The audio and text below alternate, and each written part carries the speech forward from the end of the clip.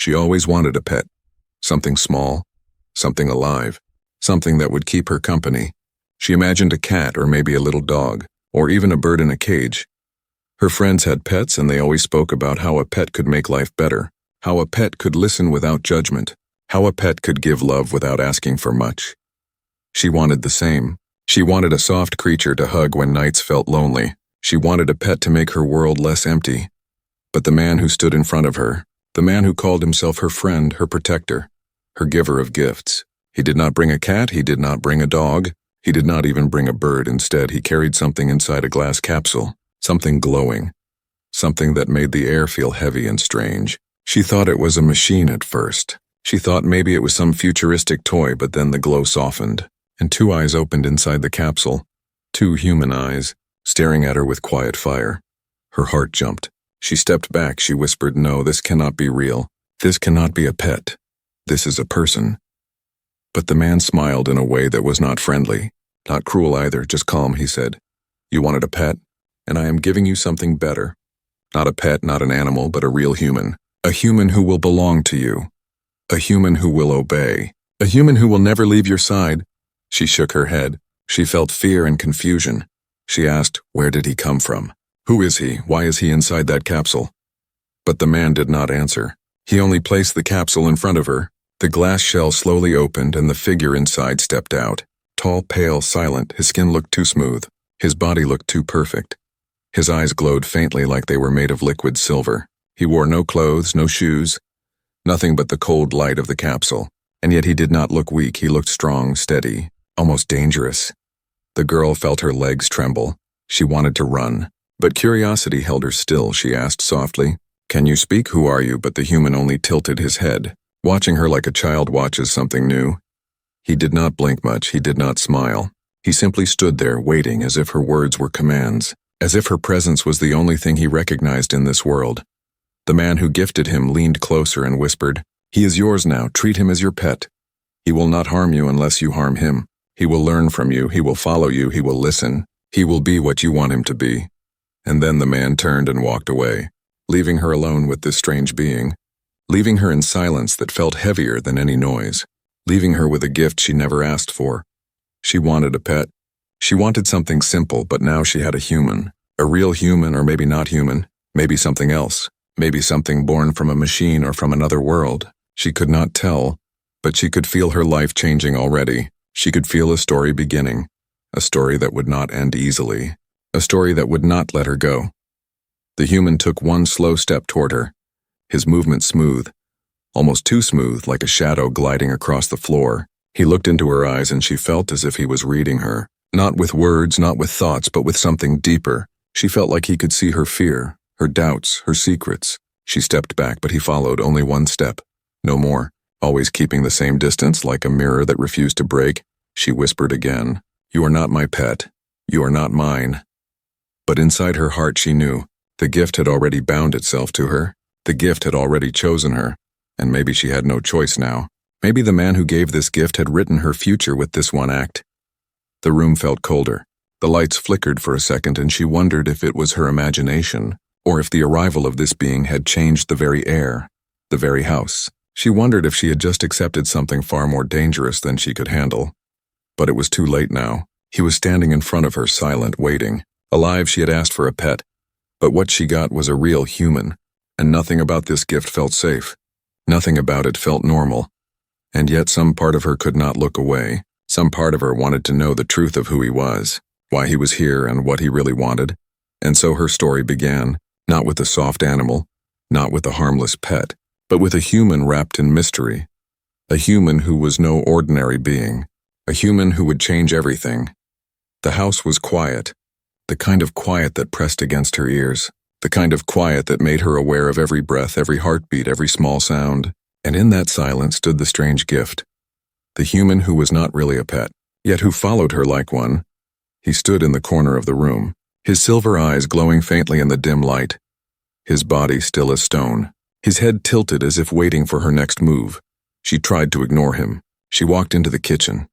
She poured water into a glass. She pretended to be calm, but every step she took, she could feel his eyes on her, not blinking, not looking away, as if he was memorizing her movements.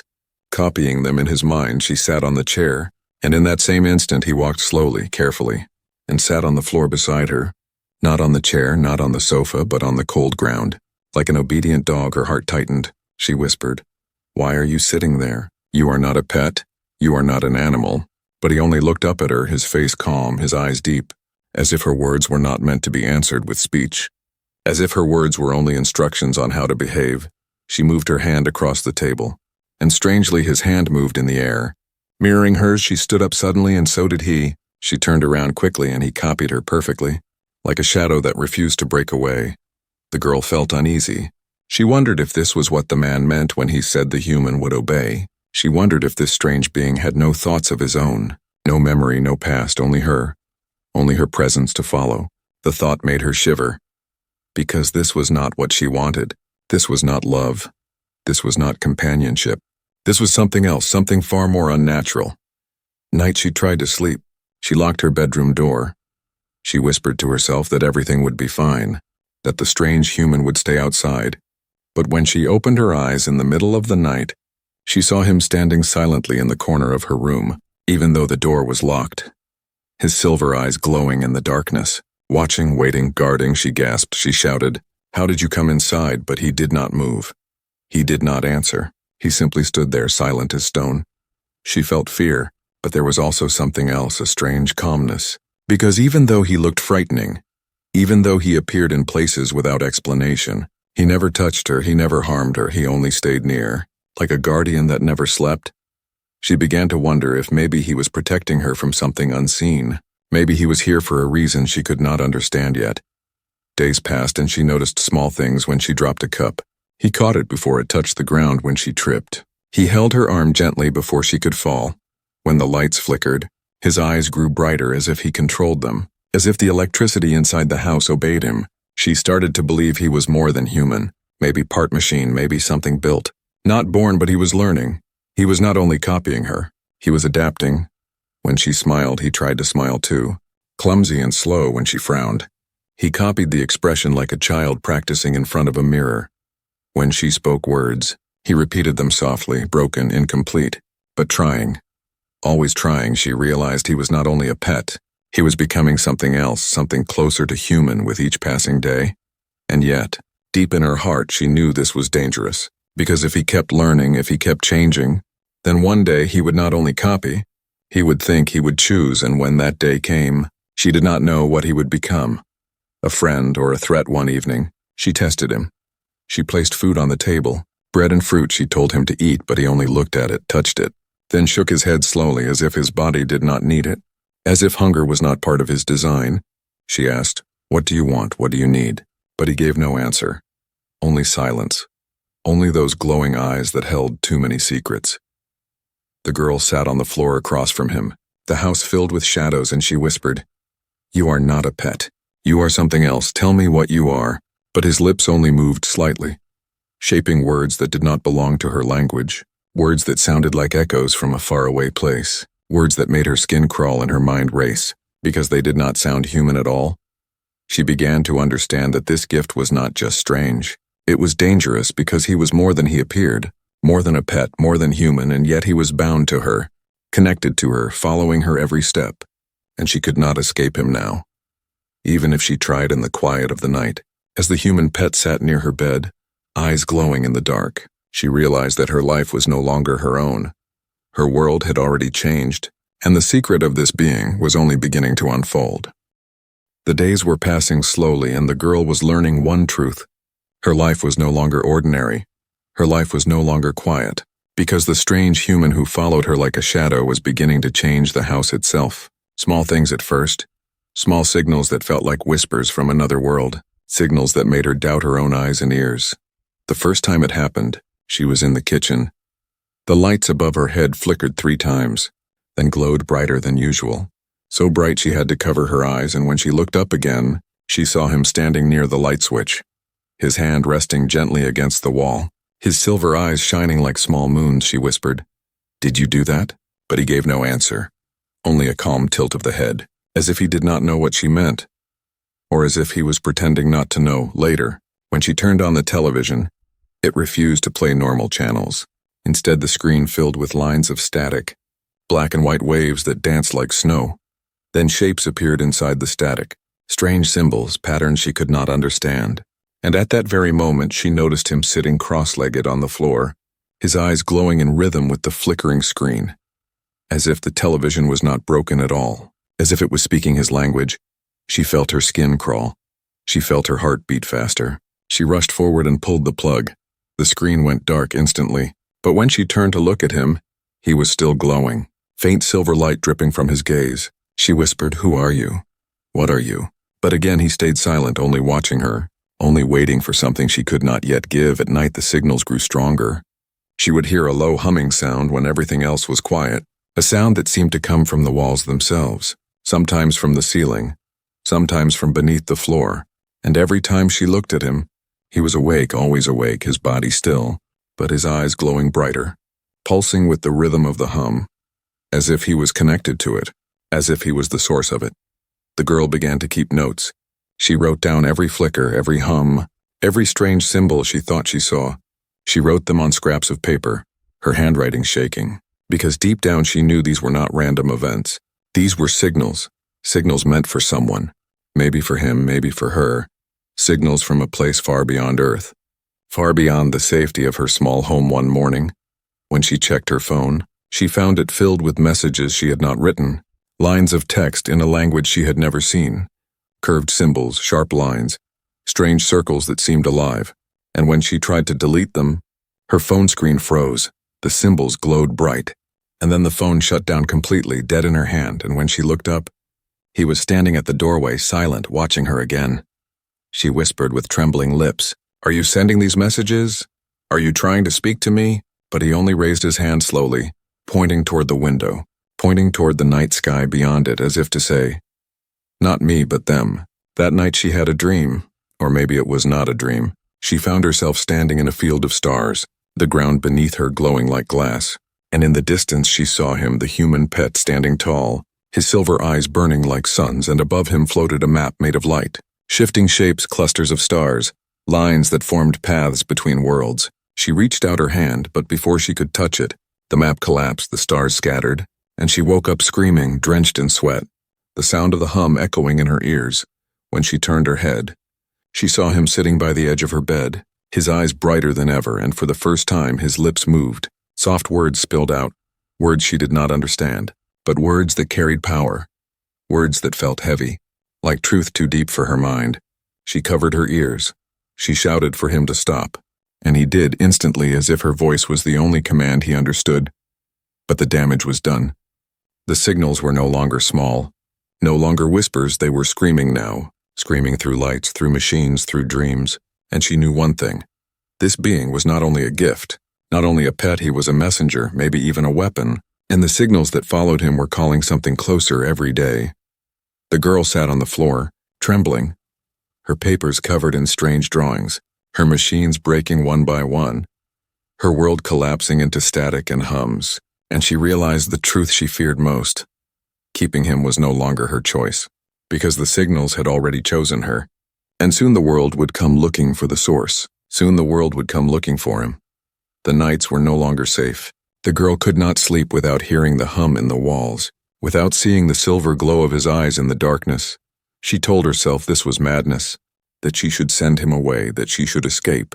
But every time she tried to plan, something happened, something strange that pulled her back. And tonight something new was waiting, something that would change her fear into a deeper terror. She was sitting in the living room, the air heavy with silence, the clock ticking louder than it should, her hands trembling as she held the scraps of paper filled with strange symbols she had copied from her dreams and from the flickering screens. She looked at him, sitting across from her on the floor, unmoving, silent, always watching. And then, without warning, his body shook, his head tilted back, his silver eyes shining like twin stars, and his lips began to move. This time there were words. Not random, not broken, but clear, heavy, filled with sound that made her ears ring. The words were not English, not any language she knew, but she felt them. She felt them vibrate inside her bones. She clutched her chest. She wanted to scream. But then something impossible happened. The air in the room split open with light. A thin blue line stretched from the ceiling to the floor. humming, vibrating, then spreading into a wide circle, like a doorway made of pure energy. And inside the circle floated images, shifting, alive, a map of stars, glowing brighter than any light she had ever seen. The human pet stood, walked forward, and touched the air, and the map grew larger, filling the whole room with starlight. Her breath caught in her throat. She whispered, "No. No, this cannot be real," but her eyes could not look away. She saw planets marked with strange signs. She saw paths drawn across galaxies. She saw symbols that matched the ones on her phone and on her notes. And then she saw something that froze her blood. She saw a glowing mark pulsing like a heartbeat, and it was placed not on a star, not on a planet, but on Earth. Her body went cold. She whispered, Why is Earth marked? What does this mean?" But he turned to her, silver light spilling from his gaze, and in a voice that sounded both human and not human, he said slowly, "Protect, you must protect." Her knees felt weak. She sank to the floor, her papers scattering, her thoughts spinning. Protect what? Protect who? Was it him? Was it Earth? Or was it something inside her? The map shifted again, stars moving, symbols aligning, and suddenly she felt heat in her hand. She looked down and gasped, because one of the symbols from the map was glowing faintly on her palm, as if burned there by invisible fire. She shook her hand. She tried to rub it off, but it only glowed brighter. She screamed at him, "What did you do to me? What is this?" But he only stepped closer, kneeling beside her, whispering in that heavy voice, not me, chosen. You were chosen," her heart pounded. She wanted to deny it. She wanted to throw him out, to erase the map, to burn her notes, but deep inside she knew. The signals had not come for him alone.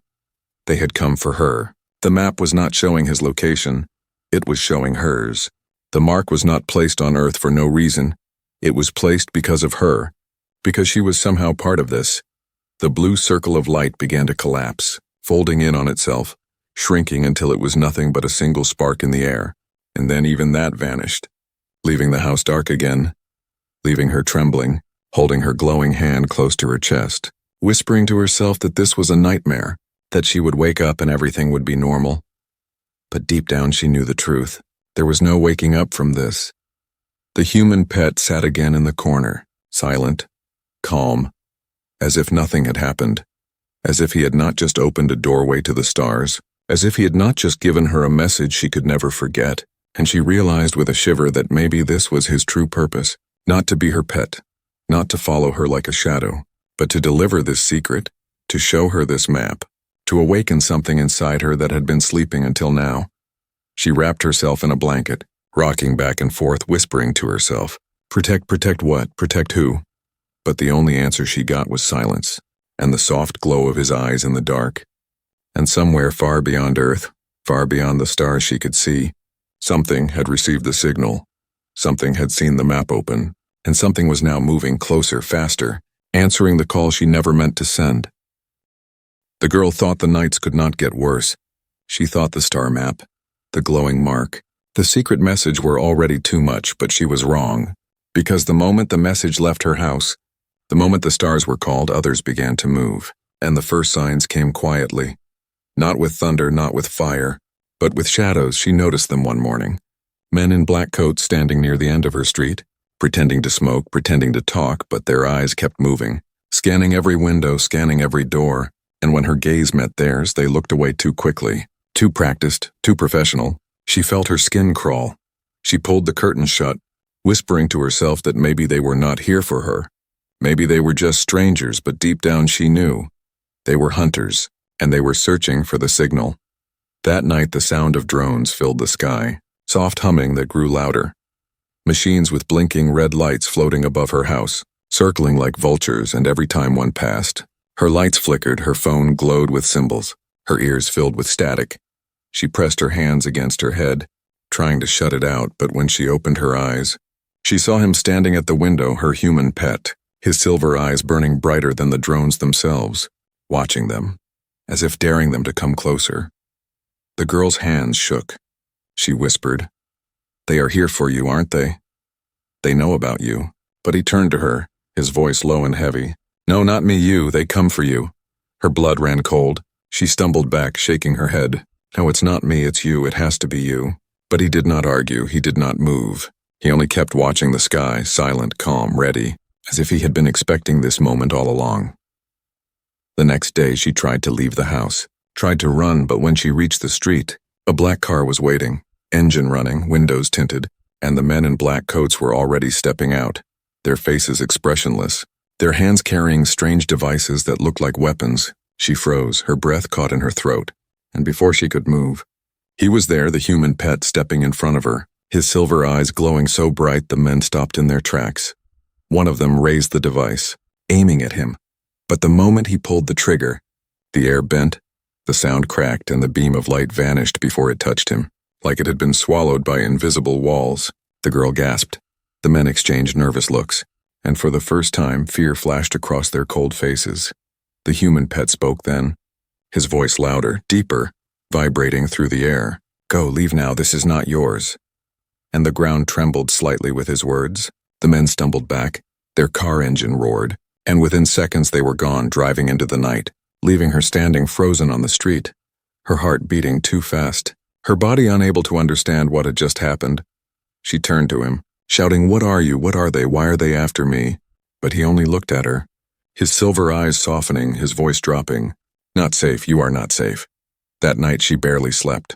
Every creak in the house felt like a footstep, every shadow felt like a spy. And when she finally closed her eyes, she dreamed again of the star map.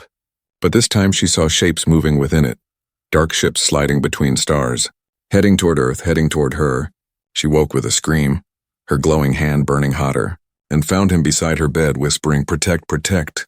In the morning she saw news reports on her dead television screen, the static showing broken images of explosions, of satellites falling from orbit, of strange storms ripping across cities, the anchors' faces twisted with fear, their voices garbled, and she realized the signals were not only reaching her, they were spreading, they were shaking the whole world.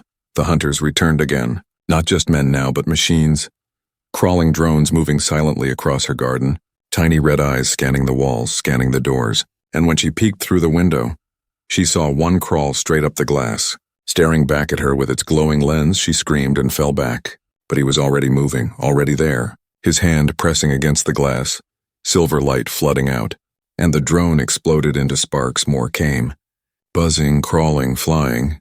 But every time they neared the house, he destroyed them without moving, without effort, the lights flickering, the air crackling. As if the machines themselves bent under his command, she watched in terror and awe, realizing he was not just a guardian, he was a weapon, and the hunters had no chance against him. But deep in her heart she knew this was only the beginning.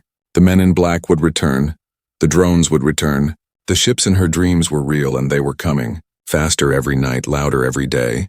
And as she sat in the corner of her room, clutching her glowing hand, she whispered to herself over and over, "I only wanted a pet, just a pet. Not this, not him, not the hunters," but the truth was clear. There was no turning back now. The hunters had arrived, and the war had already begun. The house was no longer quiet.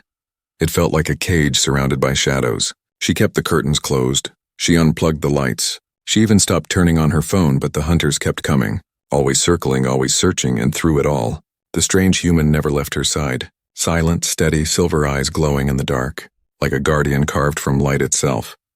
For days she begged him to speak, begged him to tell her why, begged him to explain what the signals meant.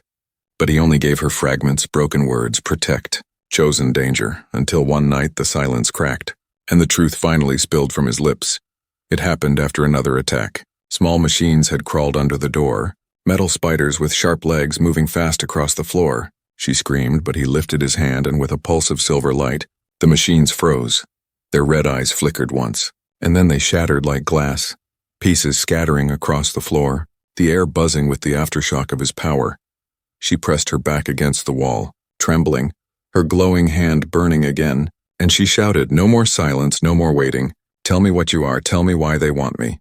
For a long moment he did not move, his head lowered, his body still. But then slowly he rose to his feet, his silver eyes brighter than she had ever seen, and in a voice that was clear, steady, and almost human, he said, "I am not your pet. I was never your pet, I am your guardian."